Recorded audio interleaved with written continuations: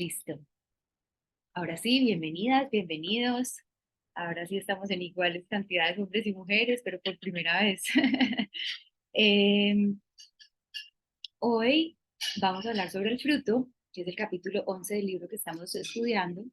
Voy a recordar, como para quienes hayan estado de pronto embolatados o distraídos, este primer semestre de este año empezamos a explorar el reino vegetal a través de este libro Las plantas de Jean-Marie Pelt.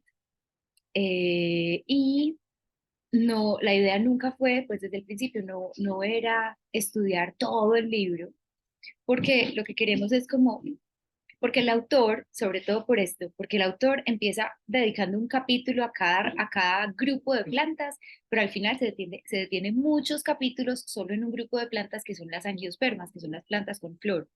Y con razón, pues porque son las más abundantes, las más extendidas en todo el planeta, pero a nosotros nos interesa una mirada más global de las plantas por ahora, ¿cierto? Por ahora, pues digo, por este año. Entonces le dedicamos un capítulo a cada uno de estos grupos de plantas, perdón, un encuentro a cada uno de estos grupos de plantas, bueno, algas, musgos, helechos, gimnospermas, angiospermas, pero sí le dimos dos más a unos aspectos puntuales de las angiospermas, que son las plantas con flor. El encuentro pasado, que fue sobre la dispersión del polen, pues porque el anterior había sido sobre la flor misma, luego entonces el pasado sobre la dispersión del polen y hoy sobre el fruto.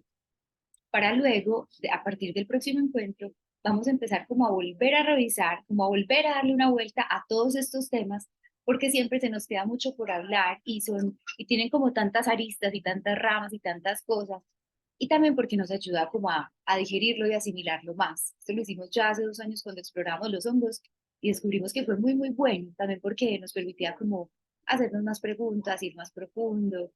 Entonces, repito, hoy va a ser el último encuentro basado en el libro para volver a empezar desde el principio y de todas maneras, quienes quieran volver a leer el libro o leer el libro por primera vez en este segundo semestre del año, pues maravilloso también, ¿cierto? Si no lo han leído todavía y lo quieren leer, pues es una oportunidad para hacerlo. Bueno, quienes quieran y puedan prender la cámara muy rico para que estemos así como participando.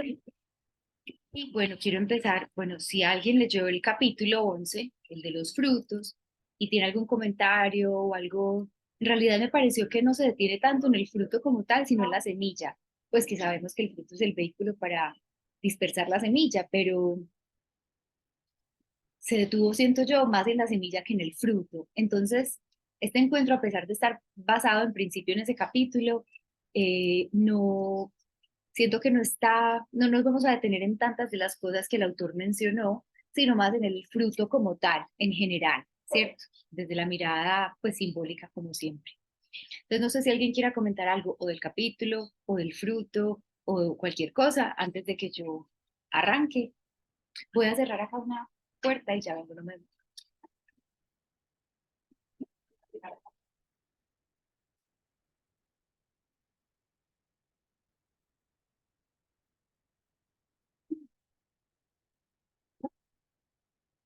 Listo. ¿Alguien quiere comentar algo?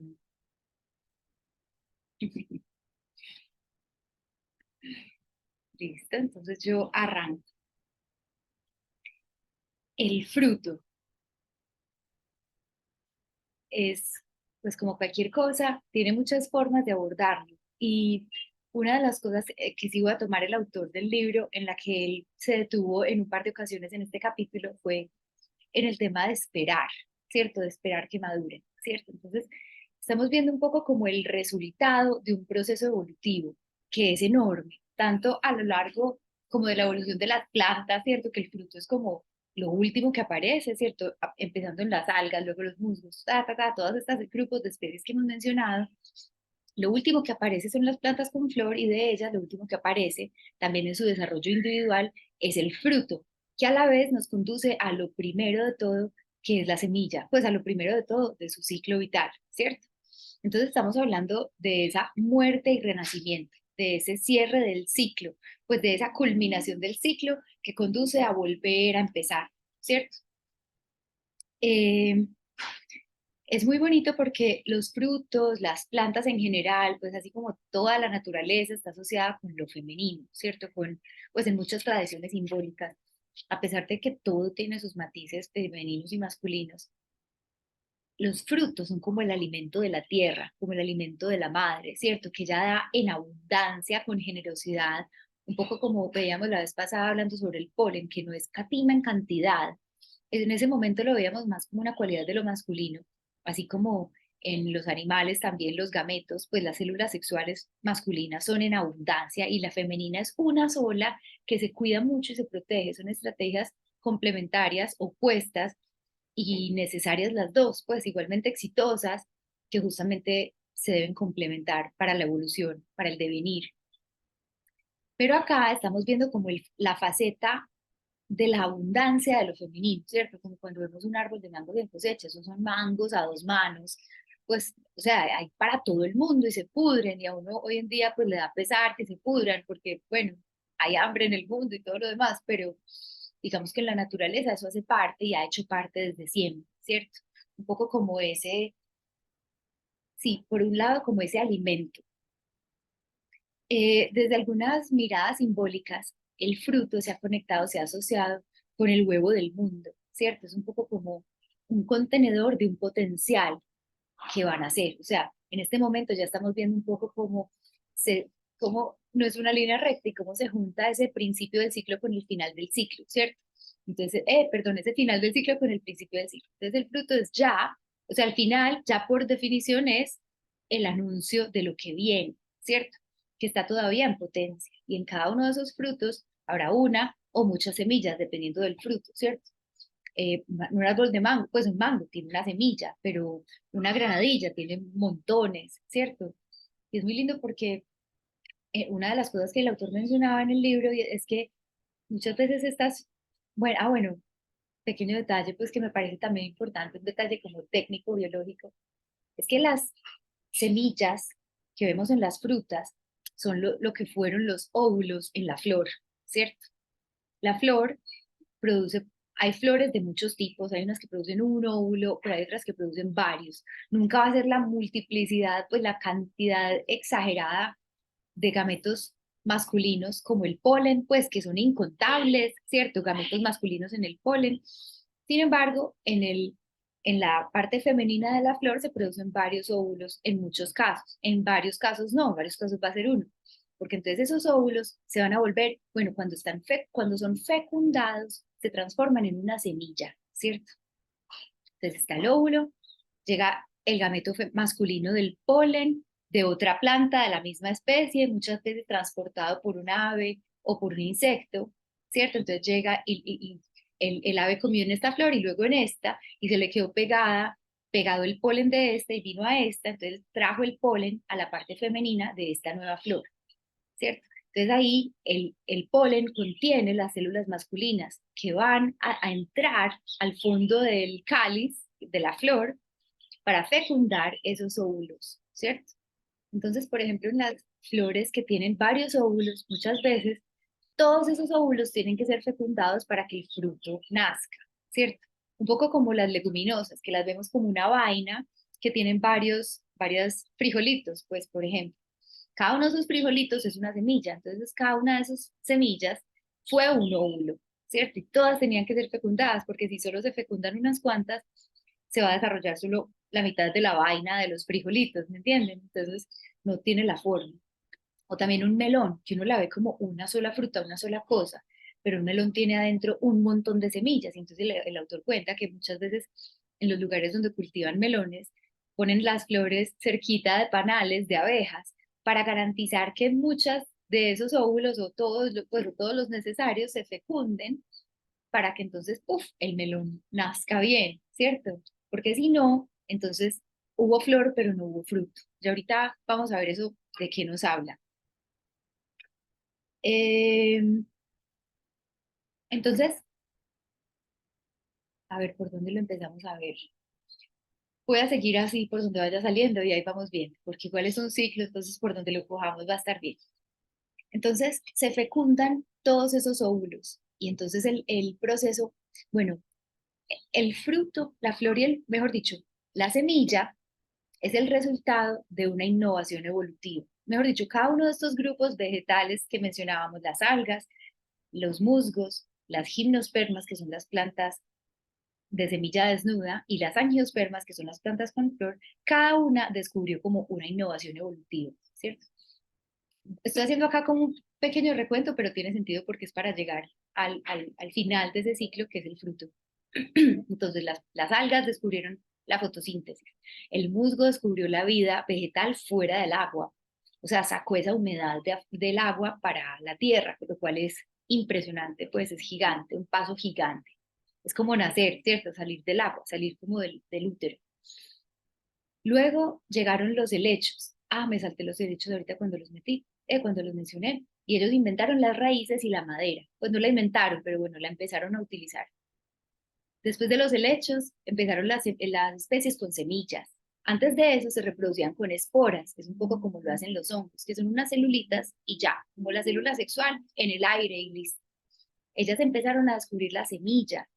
Y la semilla, la innovación evolutiva de la semilla, es el poder esperar, es detener el desarrollo, ¿cierto? Esto es increíble, por ejemplo, eso no pasa en nosotros. Digamos que en nosotros la célula masculina fecunda a la femenina y para adelante el desarrollo, y eso no se detiene. Es un poco como si se fecundara y se quedara como en una especie de hibernación, ¿cierto? O como en los animales ovíparos, como si, listo, la gallina puso el huevo, el gallo lo fecundó, pues, o el gallo fecundó a la gallina, ella puso el huevo, y es como si ese huevo pudiera congelarse en el tiempo hasta que las condiciones sean buenas para germinar, pues, o para nacer, ¿cierto? Esto es genial, pues porque por un lado, justamente le permite esperar que el momento sea el correcto. Y esto es un tema súper importante, el momento. Y por otro lado, también la semilla es la que les va a ayudar a las plantas a hacer unas dispersiones a distancias mucho más grandes, porque antes era a través de esporas, que solo es por el viento. Hay muchas plantas que todavía, pues con flor, que todavía hacen dispersión por el viento, pero justamente lo que ya empieza a suceder es que hay relaciones con los animales. Entonces aquí aparecen las fertilizaciones que hacen los insectos, los murciélagos, las aves, al comer o al tomar el néctar de la flor o al comer, bueno, comerse los frutos es otra etapa, estamos aquí hablando solo de la fertilización. Entonces, ¿qué es lo que pasa? Desde unas distancias más grandes, más lejanas, individuos distintos de la misma especie se pueden reproducir. Entonces eso ayuda a que circule más el material genético. Luego, después de que se fecunda, entonces empieza a desarrollarse el fruto. Y acá viene algo súper bonito y es que la planta empieza a producir las reservas que ese embrión va a necesitar para desarrollarse hasta que pueda echar raíz y alimentarse por sí mismo, ¿cierto? Un poco como la placenta en el caso de los mamíferos, que se produce como algo para que, pues de alimento, para que el fruto pueda crecer y desarrollarse. Acá viene otro momento donde participan los animales, ya posiblemente animales más grandes, mamíferos, incluyéndonos a nosotros.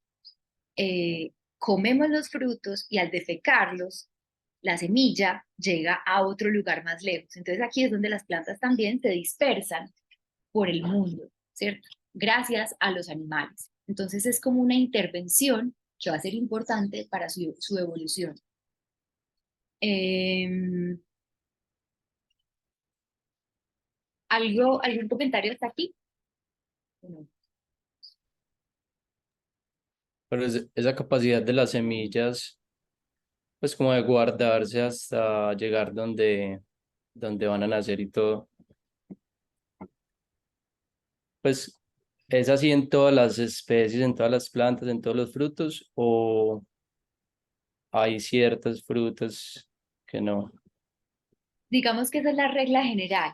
Obviamente hay excepciones y justamente una de las que menciona el autor en el libro es en el trópico, porque justamente en el trópico, por ejemplo, en las selvas aquí amazónicas, chocuanas, en general en el Ecuador, alrededor del mundo, que siempre hay sol, siempre hay agua, siempre hay condiciones apropiadas para germinar, muchas especies como que ya se saltan esa hibernación y ya prácticamente no existe.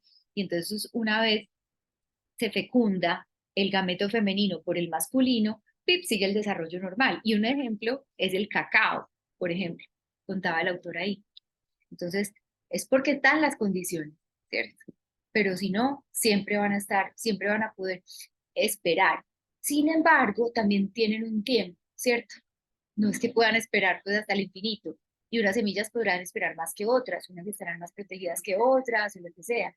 Justamente hoy en día, pues que es tan importante los guardianes de semillas y el proteger como el banco de la diversidad vegetal en un momento de tanta crisis ambiental como lo vivimos, ellos tienen que tener mucho cuidado porque guardar semillas pues no garantiza que ellas van a poder germinar cuando uno quiera, ¿cierto? Entonces tienen que estar germinando unas, para que produzcan nuevas más frescas y después guardarlas y así. O sea, tienen que estarlas germinando y cultivando, no solo guardar las semillas, ¿cierto?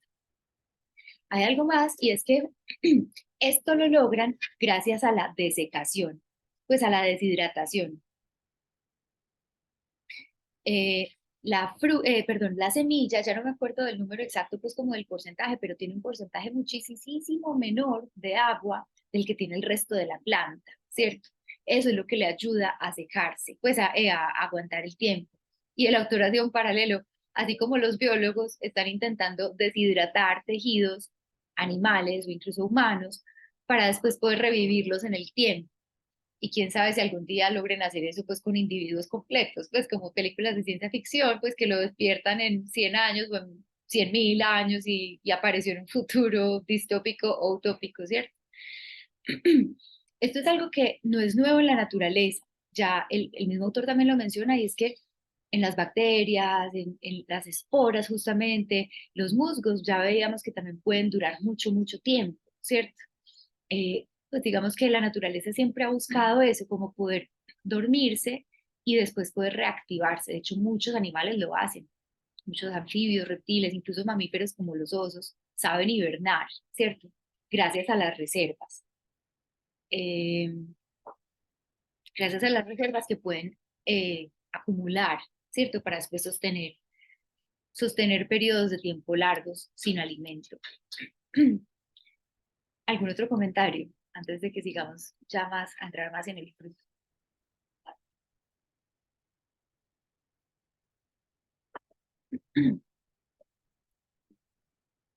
Yo tengo una pregunta penosa y es, digamos, en toda la línea de los animales, ¿cuándo aparecen? Porque aquí veo como toda la estrategia de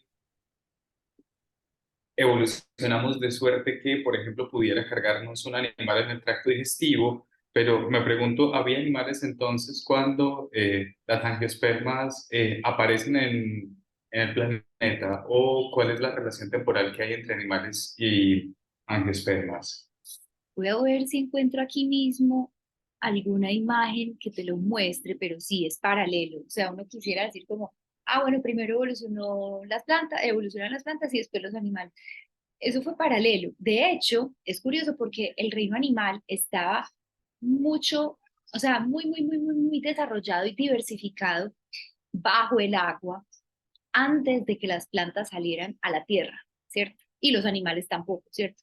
O sea, los animales sí salieron a la tierra después de las plantas, pero digamos que antes de eso, cuando la vida estaba solo en el mar prácticamente, había animales, uff, por montones y unos como medio tipo, ¿cómo se llama? Escorpiones o bueno, muchos animales que hoy en día pues ni siquiera nos imaginamos, pero las plantas eran solo las algas, ¿cierto? Luego ahí fue que hubo un paso importante que los hongos les ayudaron a las plantas a salir del agua para conservar esa humedad del agua y poder descubrir otros territorios. Y ahí empezaron a salir también los animales. Entonces es una evolución como muy en paralelo, ¿cierto? Y es curioso porque justamente el autor hacía un paralelo del punto evolutivo cuando se inventó, creo que fue cuando se inventó la semilla en el reino vegetal, fue paralelo al momento en que aparece el huevo. Ya no, porque en los peces ya estaba el huevo, entonces ya no me acuerdo en este momento de cuál fue el paralelo, sí, pero sí creo que fue, sí, sí, cuando los anfibios y los reptiles descubrieron el huevo, ¿cierto? Como esa forma de reproducirse a través del huevo fue parecido a cuando, fue un momento muy paralelo a cuando las plantas descubrieron la semilla, ¿cierto? Entonces ahí sí, es en paralelo y ya había entonces reptiles en este momento. No sé si también haya coincidido el momento de la flor con el momento de los mamíferos, que es un poco como lo más parecido, entre comillas, pues muy grandes las comillas, entre reino vegetal y animal, pero sí es una coevolución y muchas veces, pues justamente todas estas estrategias de evolución de las plantas angiospermas dependen de estos animales que las dispersan, ¿cierto? Si no hubieran estado ellas, pues no hubiera surgido esa estrategia en ningún momento, ¿cierto? Entonces, Hermoso, gracias. listo. Entonces, bueno, entonces, aquí, como en casi siempre, estos temas nos llevan a hablar, bueno, en el reino de los hongos hablábamos mucho más de este tema, pero estamos hablando básicamente de la transformación, ¿cierto? O sea, de una semilla pequeñita, incolora, aparentemente insignificante, puede surgir una plántula que se transforma en un arbolito más grande, más grande, más grande, más grande, y bueno, a veces gigante, como las secuoyas. Bueno, esas secuoyas sí son gimnospermas, pero bueno, plantas muy, muy grandes pueden ser, y de verdad, como dice el autor, es que son las que colonizaron el mundo. Él por eso conecta en el libro esas civilizaciones vegetales, las asocia mucho con las civilizaciones humanas. Entonces, así como él decía que los musgos son un poco como las tradiciones ancestrales, que todavía están por ahí, aunque en realidad no tanto diría yo, porque los musgos están mucho más dispersos en el mundo que las civilizaciones ancestrales, que hay que ir a rincones para encontrarlas, pues. Pero bueno, él hacía un paralelo como diciendo que no eran tan exitosas, entre comillas, en este mundo, así como lo es la civilización occidental, pues que es la que se regó y, mejor dicho, invadió el planeta entero. Él dice que eso fue lo que hicieron las plantas con flor, porque su estrategia fue muy exitosa, ¿cierto? Entonces, volviendo al tema, una semilla se transforma en una plantulita, una planta más grandecita, más grandecita, más grandecita, ta, ta, ta, y luego, ¡pip! O sea, y con el color verde, brillante, a veces amarillo, a veces naranjado, a veces café en otoño, lo que sea. De ahí luego aparece la exoticidad, pues, o la belleza, o la exuberancia impresionante de las flores con sus aromas, con, mejor dicho, como lo sofisticado de la belleza, que conversábamos mucho hace 2 sesiones cuando hablamos de eso, para llegar, o sea, pero justamente es muy importante saber que la belleza, pues la belleza, bueno, también, pero la flor no es el fin, ¿cierto? Es un paso, ¿cierto? Y muchas veces toda esa apariencia y todo ese despliegue va a ser una estrategia para llegar al fruto, que es lo importante, ¿cierto? Y muchas veces nos quedamos como embelesados con esa belleza y con esa etapa del desarrollo de la flor, como por ejemplo en una relación, ¿cierto? De pareja. Al principio es una semillita, luego va creciendo, o podemos empezar también con la flor, empezamos con esa atracción, esa belleza, esos perfumes, tal. Pero la relación no es solo para quedarse ahí, o sea, no es solo para quedarse en Romeo y Julieta, en las serenatas, en el coqueteo, ¿cierto? Sino para llegar al fruto, que el fruto, ok, digamos que lo literal podríamos hablar de hijos, pero no necesariamente, sino que podría ser simplemente el amor mismo, el amor puro, que es mucho más allá del enamoramiento, que no, que es lo que aparece en el momento de la flor. Ay, a ver, un segundito, yo cierro esto. En el momento de la flor es como ese, ah, y luego llega el fruto, que es como, uy, si nos permitimos soltar el apego a esa flor, ¿cierto? A ese embelezamiento. Muchas veces no somos capaces, entonces nos aferramos a eso y finalmente entonces no puede llegar ningún fruto. Mm, Entonces es muy bonito porque hay muchas tradiciones antiguas, ocultas, más matriarcales que la nuestra, que han hablado de los misterios de transformación de lo femenino, ¿cierto? O de los misterios de lo femenino. Y si estamos hablando, como decíamos al principio, de los frutos y de la tierra y la vegetación y todo lo que contiene, estamos hablando de misterio, o sea, ¿cómo pasa eso? Digamos que se ha naturalizado mucho porque es que vemos todos los días los árboles o lo que sea, no les paramos realmente mucho, no le ponemos realmente mucha atención, pero si nos ponemos de verdad a mirar eso, cómo ocurre, es de verdad una cosa demasiado impresionante, es un misterio. Cuando se hablan de los misterios de transformación, son como esas leyes de la naturaleza y de la vida que nos tocan y nos permean a todos de una u otra manera, pero que no, y que no podemos evitar, que no podemos controlar, que intentamos conocer, pero casi que solo alcanzamos a arañar la superficie con nuestra razón.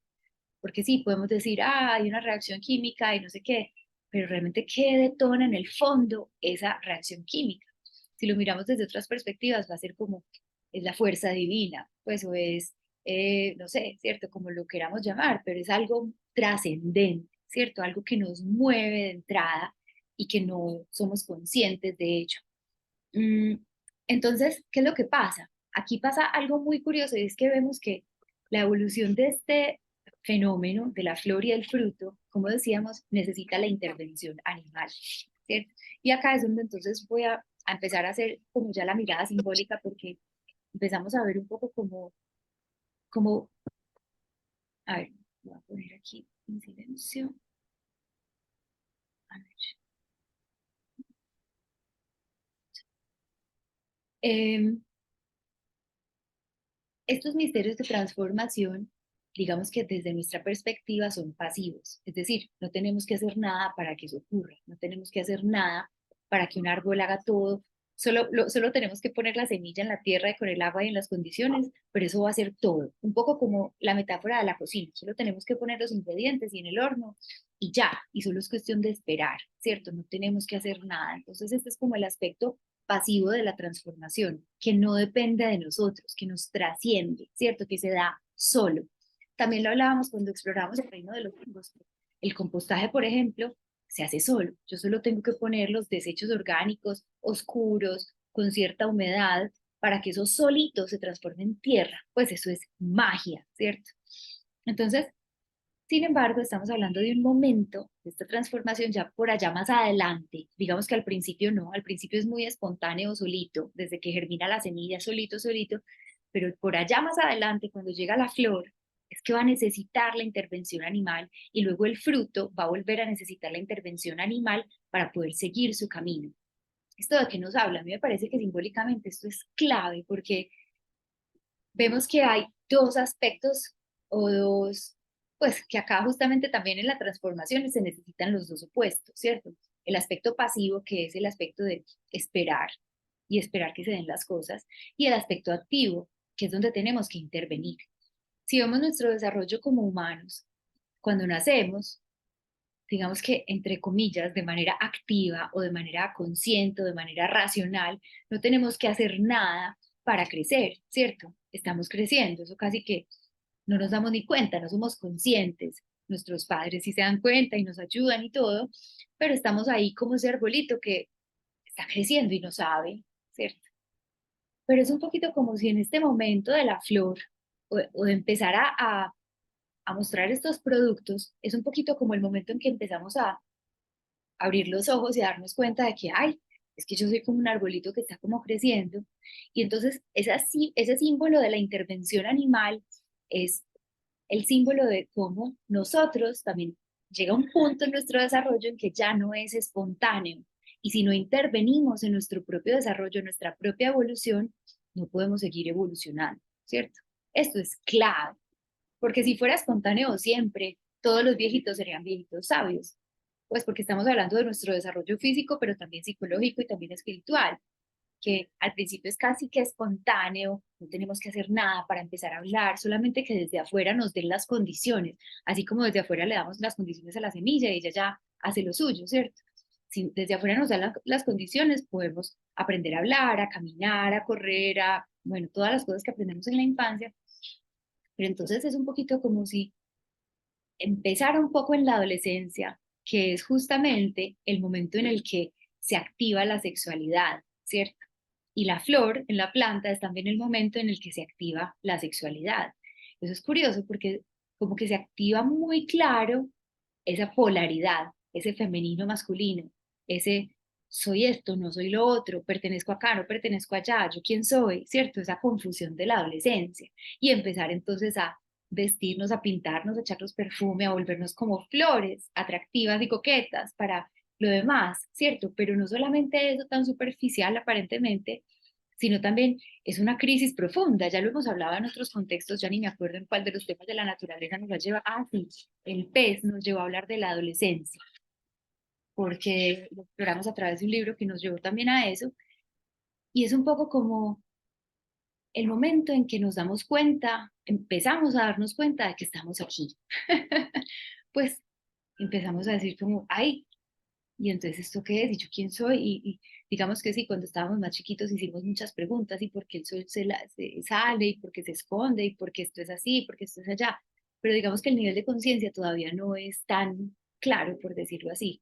En la adolescencia empieza, y es un poco como darnos cuenta de que estamos acá y hay cosas ricas, pero hay cosas que duelen. Y eso es muy duro, pues y puede ser justamente muchas veces traumático. Entonces, ¿qué empieza a pasar? Ahí y de ahí en adelante vamos a necesitar intervenir en nuestro propio proceso de transformación. Entonces, lo vimos en las flores como el animal empieza a intervenir, luego en el fruto vuelve a intervenir para ir más allá, pero también acá lo podemos empezar a ver con la relación que hemos tenido directamente los humanos con los frutos, ¿cierto? Por un lado, sí, nos los comemos y ya ahorita hablaremos de eso, de qué frutos nos comemos, qué frutos nos queremos, nos deberíamos comer, qué frutos no, pues estos frutos prohibidos y todo eso, enseguida hablaremos de eso, pero antes de llegar allá, un poco como ver, ok, ¿qué pasa cuando nos comemos los frutos, ¿cierto? Es curioso porque acá empezamos también a ver que nos intervienen ellos a nosotros, ¿cierto? Así, de manera como nosotros los intervenimos o intervenimos en su desarrollo, cuando los dispersamos, ellos también nos transforman, porque uno, pues nos nutren, entonces permiten que crezcamos más, o dos, nos sanan, ¿cierto? Hay veces que, bueno, cuando hablamos de los frutos, no solo los frutos literales, sino también, pues todas las plantas, todo lo que nos comemos de la naturaleza, incluso animal, son las medicinas, ¿cierto? Y en las tradiciones todas las ancestrales, el alimento es la medicina, ¿cierto? Es la farmacia. Y se escoge ciertos alimentos en ciertas épocas, o para ciertas personas, o para ciertos trastornos, ¿cierto? Mm, también otra transformación que pueden generar en nosotros ciertos frutos es el envenenamiento, ¿cierto? O sea, uno por comerse algo se, se altera, pero lo importante acá no es solamente que nos alteramos en el nivel físico, ¿cierto? Que me enfermé o que pude engordar o que pude sanarme, sino que también nos alteran por dentro, pues espiritualmente, psíquicamente, así como hay tantas plantas con tantas propiedades que alteran nuestro estado de conciencia o que entonces, aunque no lo alteren, nos ayudan a sanarnos, pero a sanarnos en espíritu también. Entonces, si vamos un paso más allá, el ser humano entonces descubre eso y empieza a manipularlas y a mezclarlas y a cocinarlas y a decir, es que es esta planta con esta otra, es que hay que cocinarla en agua o en fuego tanto tiempo, hay que dejarla guardada o fermentando o no sé qué. O sea, empezamos a intervenir más todavía como para refinar y afinar esos efectos que las plantas pueden tener en nosotros para nuestro propio desarrollo, en el mejor de los casos, ¿cierto? O para el propio mal, en el peor de los casos, pues.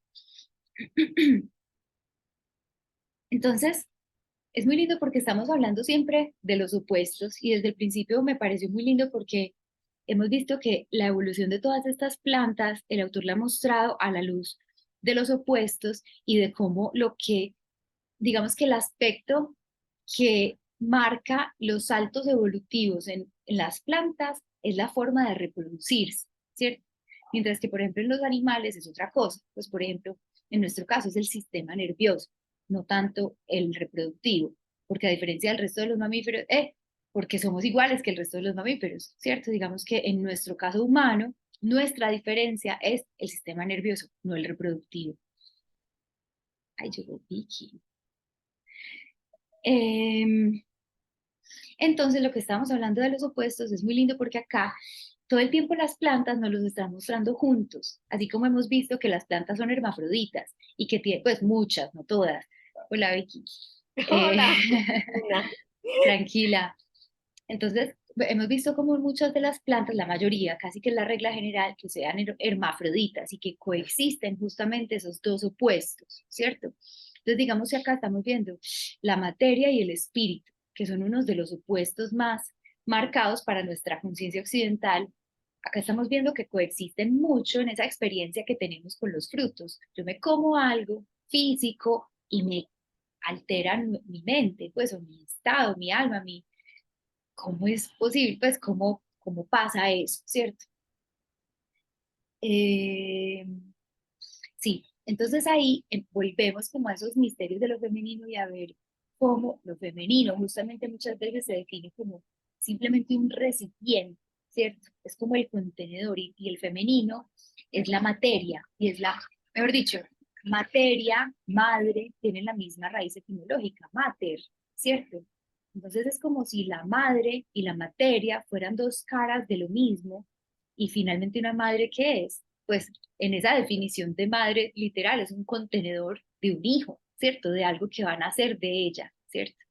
Pero entonces acá simbólicamente estamos viendo la materia y nuestro cuerpo y nuestra experiencia material con los frutos que nos comemos como un contenedor para algo mucho más trascendente que es la experiencia interna, que es el alma, que es la evolución de la psique o sí, o del alma, del espíritu, que ese es el hijo, ¿cierto? Entonces de alguna manera es como si el hijo, pues o como si nuestra conciencia, nuestra alma fuera un hijo de la madre naturaleza, no solamente porque también necesitó un padre y ese padre casi siempre es el cielo o el sol, la lluvia, las fuerzas más uránicas, más celestes, y por eso muchas veces es muy lindo porque los mitos de los héroes, sea Jesús o sea Zoroastro, bueno, ya no me acuerdo si Zoroastro, pero bueno, hay muchos mitos de héroes alrededor del planeta y de las diferentes tradiciones que tienen una madre humana y un padre raro, o una madre incluso animal, o humana o animal, una cabra o no sé.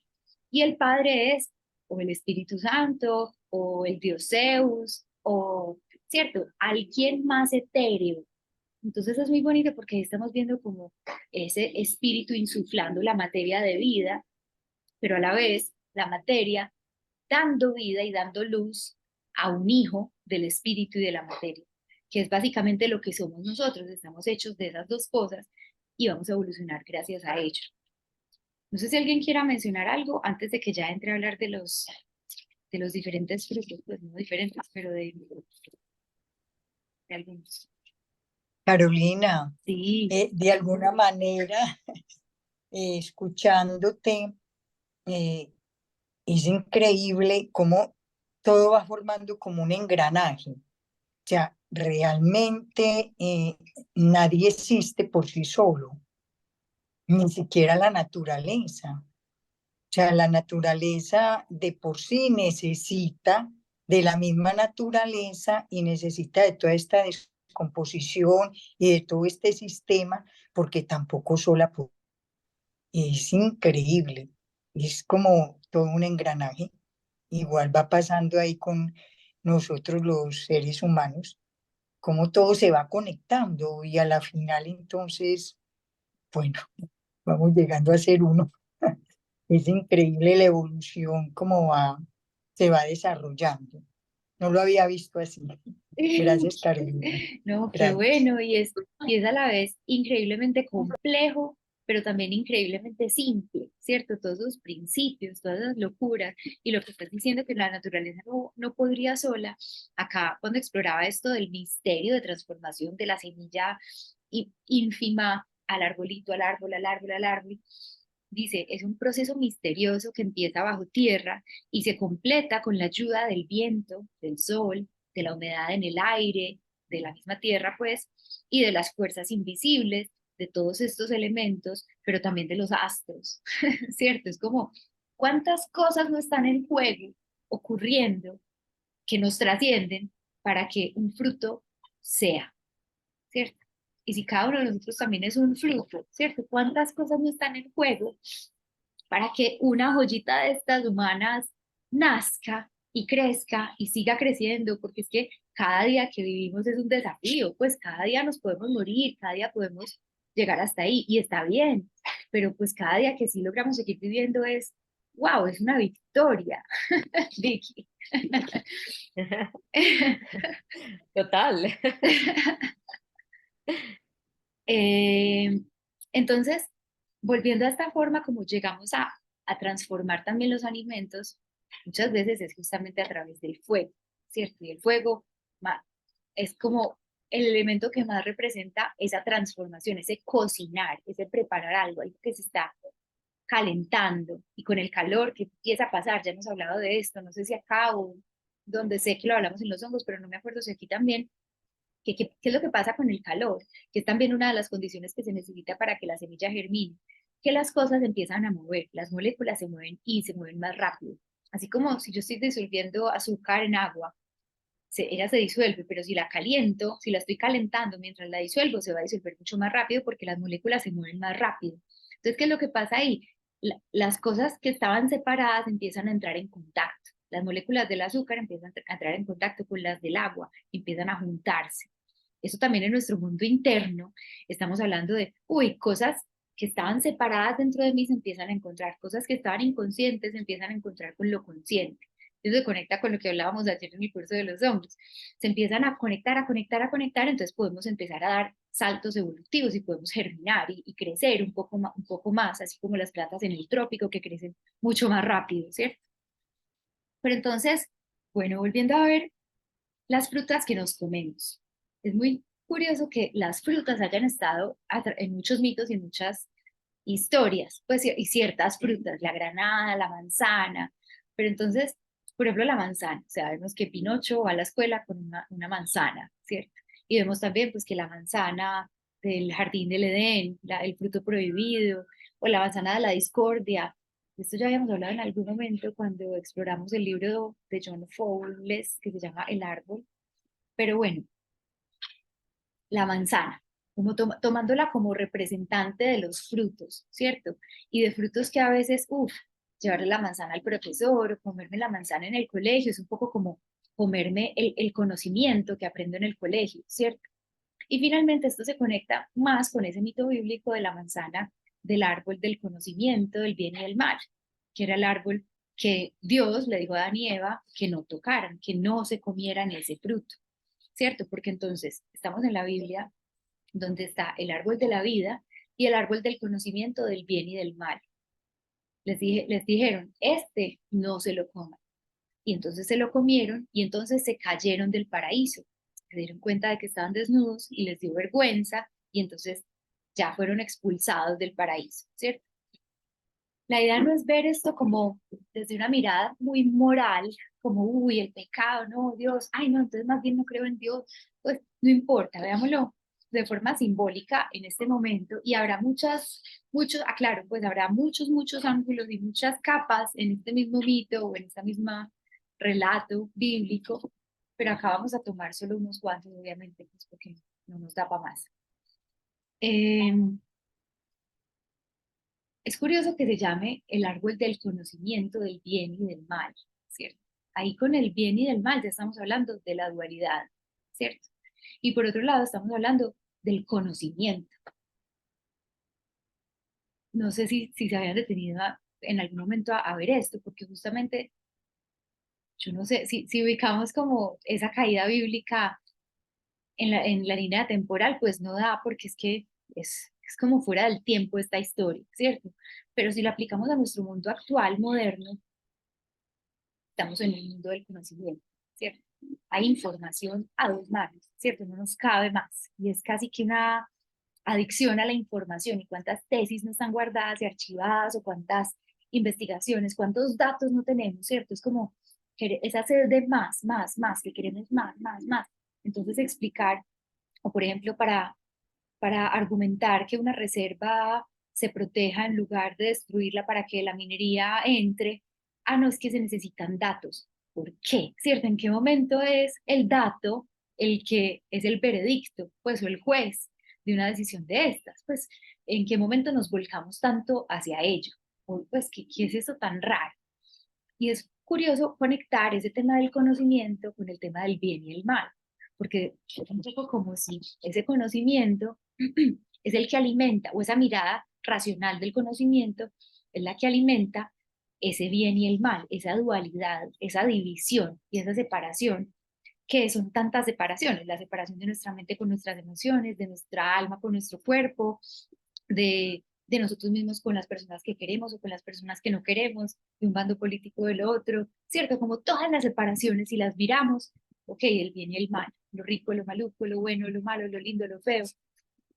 Y el conocimiento parece ser como el papá de esa separación, un poco como la mirada racional, ¿cierto? La mirada que discrimina y que separa, que en parte digamos que desde muchas miradas psicológicas se va a decir, eso fue súper importante para nuestra evolución, la evolución de nuestra conciencia racional, poder separar las cosas y decir, esto es una cosa, esto es otra, esto es un animal, esto es una planta, esto es un insecto y esto es un anfibio, esto es un reptil, esto es un mamífero, hacer como esa taxonomía y esa organización discreta de las cosas, muchos van a decir, fue importante y seguro, seguro sí, pues es que no es que sea malo, pero es parte solamente. Y cuando nos quedamos ahí, nos quedamos fragmentados, ¿cierto? Justamente ese es el momento colectivo en el que estamos viviendo. Tenemos toda la información, pero está separada, entonces no podemos hacer nada con ella. Y no solo está separada, sino que además está separada de la experiencia.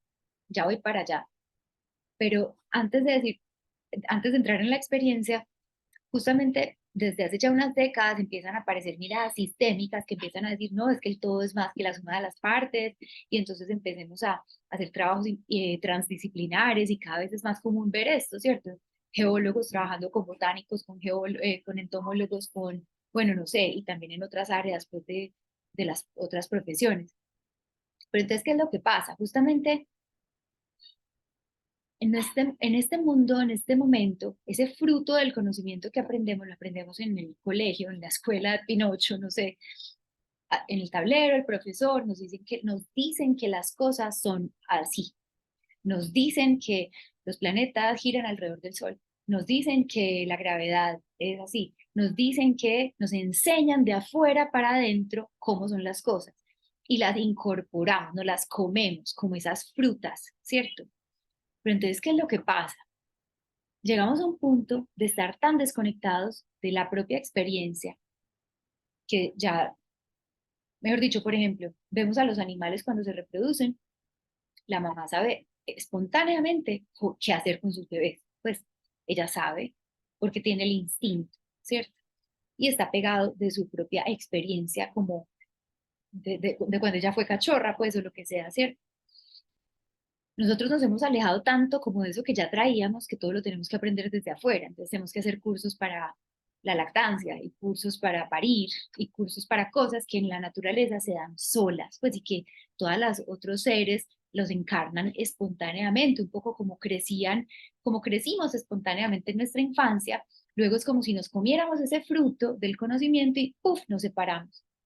Entonces, volvemos a esos árboles, el del conocimiento del bien y el mal y el de la vida. Cuando hablamos del árbol de la vida, estamos hablando del árbol de la experiencia de la vida, ¿cierto? Muchas veces, justamente ayer mencionábamos también la escuela de la tierra, que es donde aprendemos cosas.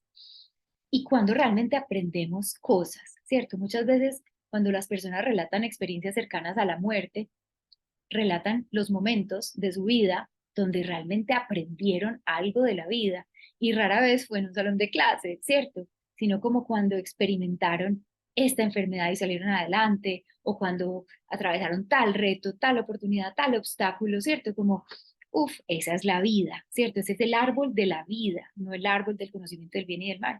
Y cuando estamos en el árbol de la vida, no estamos en esa dualidad. O sea, si esto es como yo creo uno de los mensajes que a mí me parece más importante porque es que el fruto es el vehículo para entrar en ese plano de esa dualidad del conocimiento del bien y del mal o del árbol de la vida, ¿sí? Digamos que en este momento estamos en extremo metidos en ese árbol del conocimiento del bien y del mal y entonces ¿cómo hacemos para meternos en el árbol de la vida? Ayer lo hablábamos un poco y es como, entonces, ¿cómo empezamos a pasar de la teoría a la práctica o del conocimiento a la acción?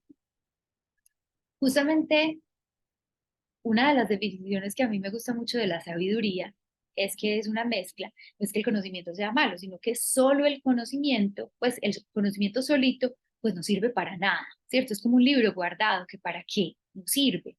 Entonces, cuando el conocimiento se mezcla con la experiencia, conduce a la sabiduría, ¿sí? Entonces, esa sabiduría es justamente lo que es el fruto de la vida, como esa vejez sabia que ya, esa sabiduría es ya como la cosecha de todas esas experiencias, de todos esos frutos de la vida que te comiste, ¿cierto? Que atravesaste y ya los estás cosechando. ¿Y cosecharlos qué es? Transmitirlos a la descendencia, ¿cierto? En tantas tradiciones ancestrales, justamente los viejos, pues los mayores, son los mayores y son los que más respetan y más, porque claro, ya tienen toda esa cosecha lista. Entonces los menores llegan y se la comen y reciben eso para que les sirve un poco como transmisión para sumar a sus propias experiencias y después seguirlo transmitiendo a las siguientes generaciones. Y aquí vemos otra vez, así como en la vejez se encuentra con la infancia, así como el fruto se encuentra con la semilla que él mismo contiene, ¿cierto? Entonces, vuelvo a la pregunta, ¿cómo pasamos del conocimiento solo al conocimiento con experiencia para llegar a esa sabiduría que es ese fruto, ¿cierto? ¿Cómo hacemos para dar ese paso? Y cómo de pronto habrá alguna, pues para lograr eso, habrá alguna pista en el tema de que ese conocimiento está basado y está fundamentado como esa perspectiva dual del bien y del mal. No sé si alguien quiera comentar antes de que yo comente.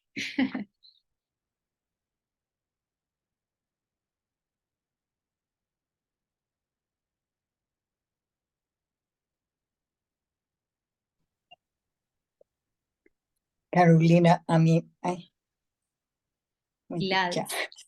eh, con la pregunta y con lo que se está tratando, a mí me parece que todo esto es como un despertar de conciencia, que cuando vamos despertando y dándonos cuenta de lo que nos rodea y de lo que, pues de lo que realmente soy yo, y de lo que traigo y de lo que soy en el momento, vamos como despertando la conciencia. Y en medida que se va despertando la conciencia, pues viene la experiencia, porque no sé cómo podrá haber experiencia sin conciencia.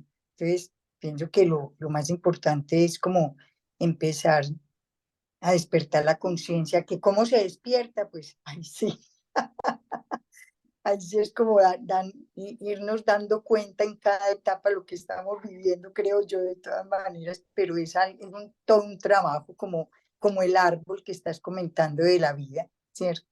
Porque más que eso, es como si naciéramos o como que todo lo que tiene vida y aún lo que no tiene vida, porque las mismas piedras que parecen que no la tuvieran, la tienen, es como si viniéramos a transmutar, como si viniéramos a algo muy, muy especial. Bueno, Qué lindo, porque gracias.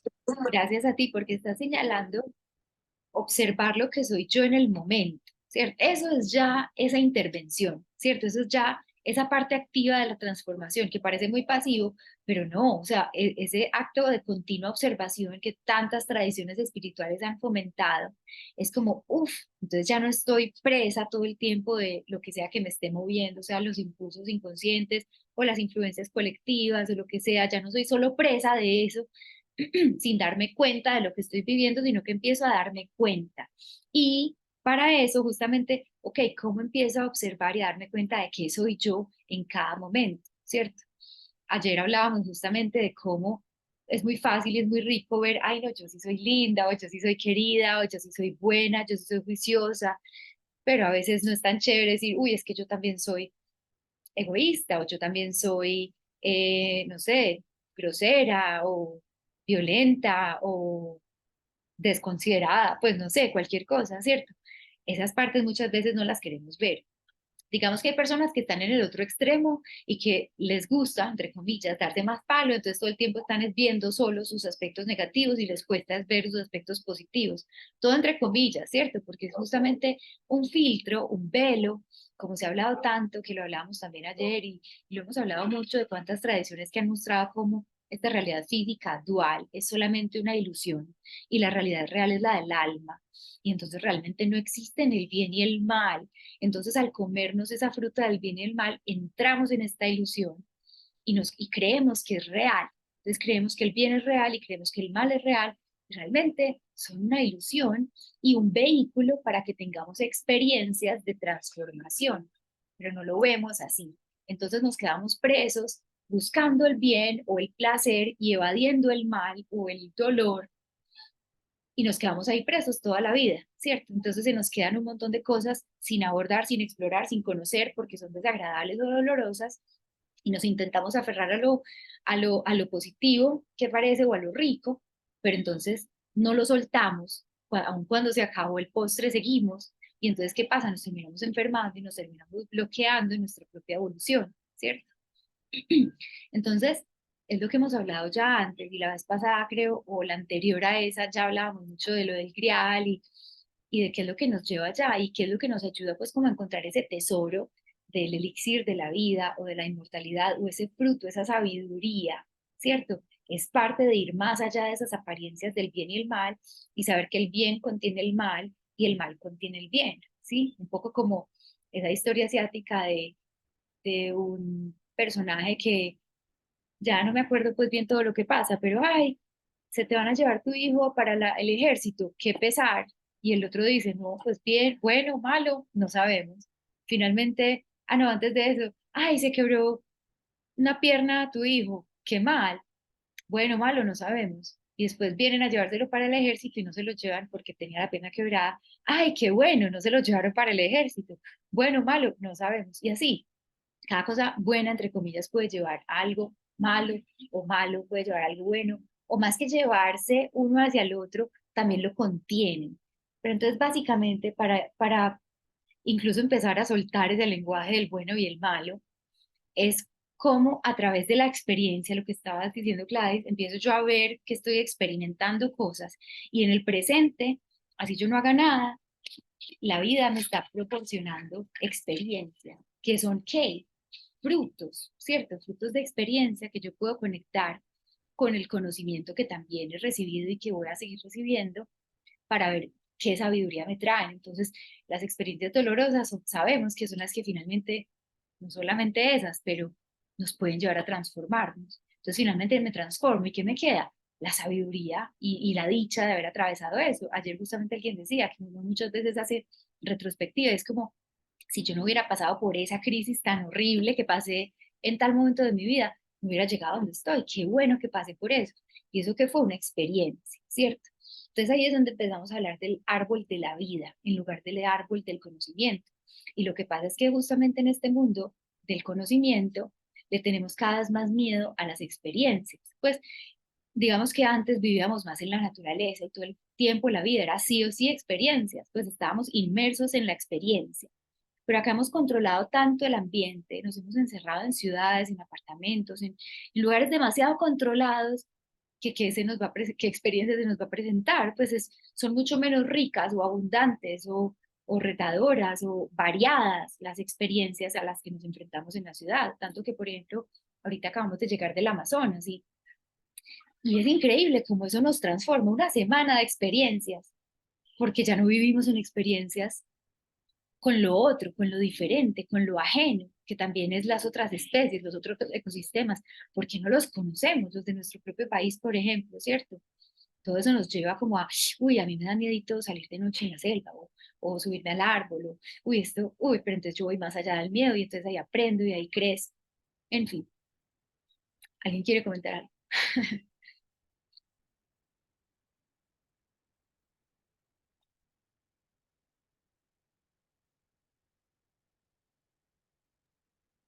Una cosa pequeñita, me preguntaba por la virtualidad, que creo que diluye completamente la experiencia y finalmente lo vuelve todo información, porque no se vive siquiera. Qué sé yo, pues, resulta una imagen, un sonido, pero pues, incluso la persona, no sé si acaso se tejiera allí una relación con la que me estoy relacionando, quizá ni siquiera existe. Creo que son datos simplemente, pero experiencia poca.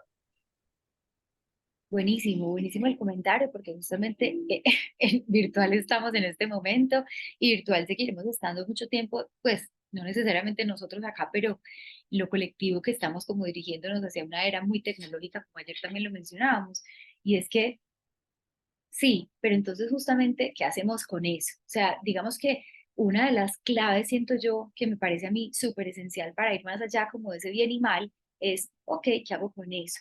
Porque si empezamos a entrar en el juicio, es decir, esto no, ya estamos en qué? En la separación. A decir, esto sí, esto no. Entonces estamos en el mismo plano del conocimiento del bien y del mal. Entonces, ¿qué hacemos? Ok, equilibrémosla y usémosla para, mejor dicho, como cualquier herramienta. Es de doble filo, ¿cierto? Una espada es de doble filo. Me sirve para cosechar el alimento, me sirve para matar a alguien, para matarme a mí misma, Entonces, usémosla para cosechar el alimento. Entonces, si ya sabemos que de todas maneras el conocimiento también es útil, bueno, aprovechémosla para eso, ¿cierto? Pero si nos quedamos ahí todo el día, todos los días, pues estamos en un desequilibrio, ¿cierto? Hace poquito estuve con alguien que me estaba viendo como nuestro proyecto de naturaleza profunda. Entonces decía, bueno, entonces ustedes tienen como dos líneas. Una, la del conocimiento, que es la mirada simbólica que le estamos dando a la naturaleza, y otra, la de las experiencias, los viajes como el de Amazonas que acabo de mencionar, los retiros, los talleres que hacemos, que si son presenciales y son experienciales.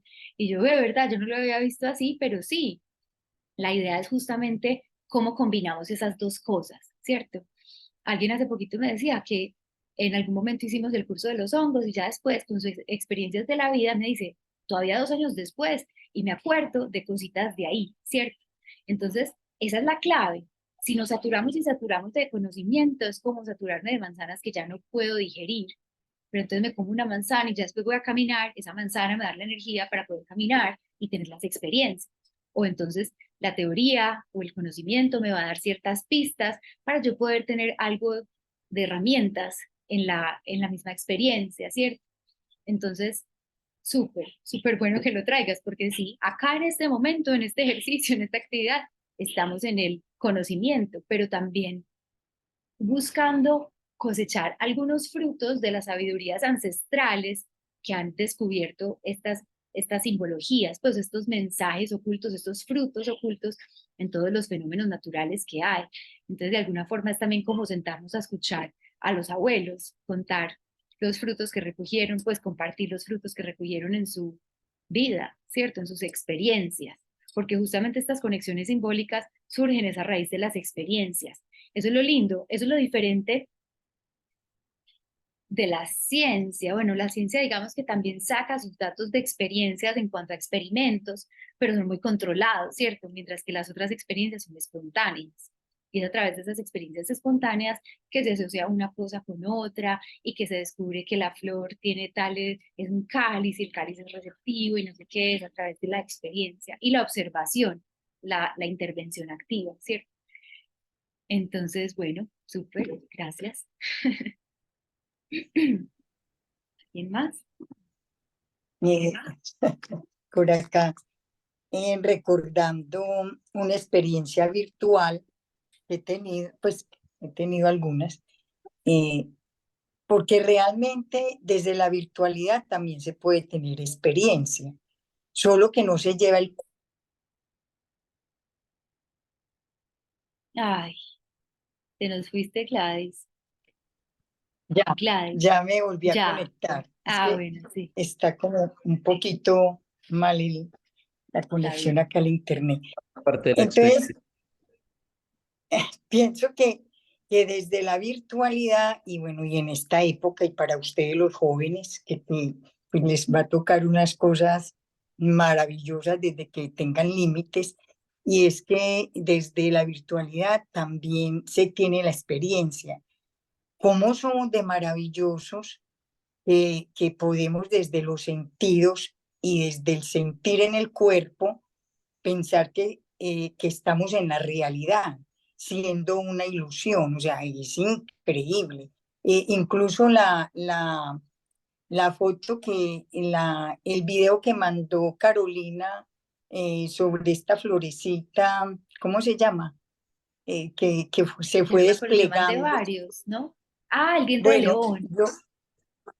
el diente de Sí. león es increíble cómo nuestros ojos y nuestros sentidos no alcanzan a mirar ese desarrollo, no nos damos cuenta, no nos damos cuenta que se está desarrollando, pero cómo virtualmente desde ahí nos podemos asombrar porque nos damos cuenta.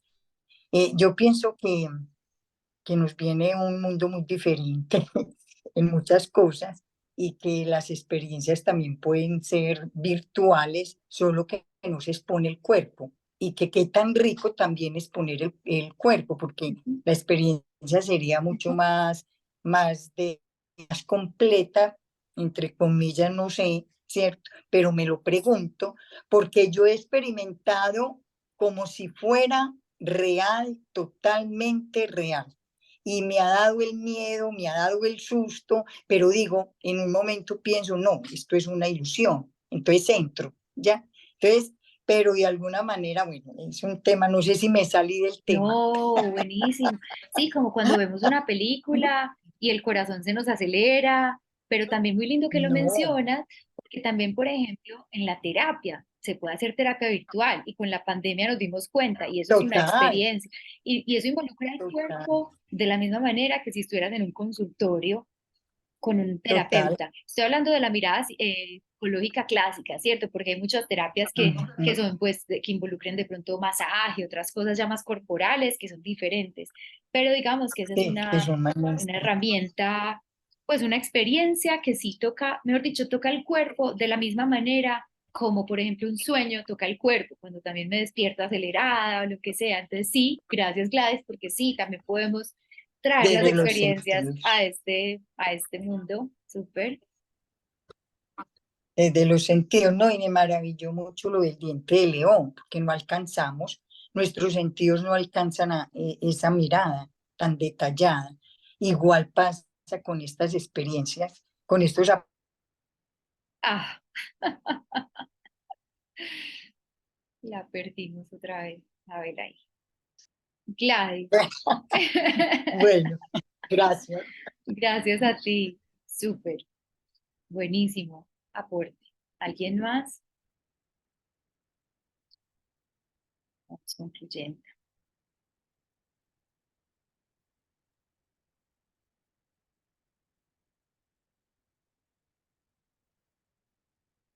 Bueno, si quieren podemos ir concluyendo entonces. Y les voy a proponer entonces que para la próxima sesión, dentro de 2 semanas, que va a ser el 11 de julio, sí,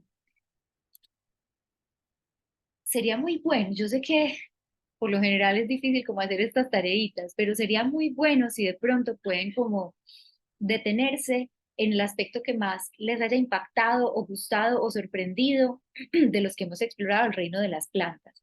Sea que vuelvan a leer el libro, o sea que los busquen las plantas en la realidad y las observen, o que lo dibujen, o que lo reflexionen, o que lo mediten, o que lo investiguen, ¿cierto? Por el lado que quieran, que se detengan en lo que más les haya llamado la atención hasta ahora del reino de las plantas, para ver a qué llegamos juntos la próxima semana, antes de volver a empezar desde cero, como paso a paso, los temas. ¿Les parece?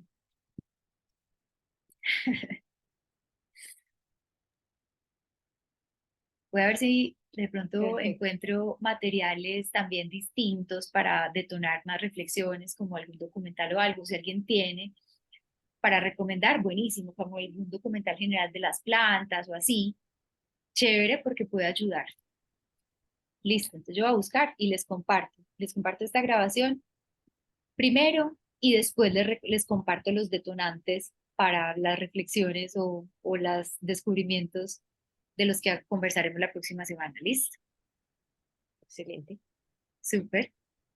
Gracias, Bueno, Caro. Gracias. Gracias, Caro. gracias a ustedes. Gracias, Ya, Carolina. Caro. Que estés Y bien. a Lo todos, mismo. gracias. Feliz Buenas noches para noche. todos. Chao. Felicidades. Lo mismo.